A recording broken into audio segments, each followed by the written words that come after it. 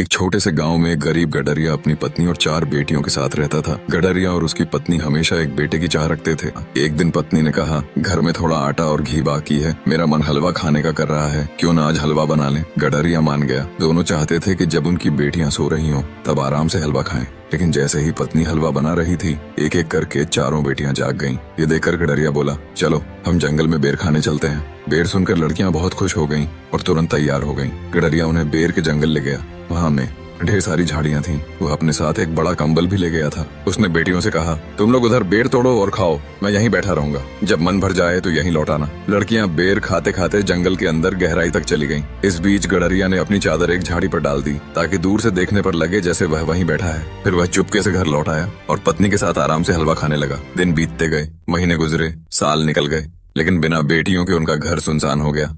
एक दिन गडरिया ने पत्नी से कहा, हमने अपनी मासूम बच्चियों को जंगल में छोड़कर बड़ा पाप किया है, पता नहीं वे अब कहाँ और किस हालत में होंगी। पत्नी ने गहरी सांस लेकर कहा, मेरा दिल कहता है कि हमारी बेटियां कहीं अच्छे स्थान पर होंगी। गडरिया ने निश्चय किया कि वह जंगल जाकर उनकी तलाश करेगा। वह वहां पहुंचा और आसपास के लोगों से पूछताछ की, पर किसी को कुछ मालूम नहीं था। एक दिन बेर के जंगल में उसकी मुलाकात एक अजनबी से हुई। गडरिया ने उससे बेटियों के बारे में पूछा। उस आदमी ने कहा, इस इलाके में कोई बस्ती नहीं है, रात में यहाँ खतरनाक जानवर घूमते हैं।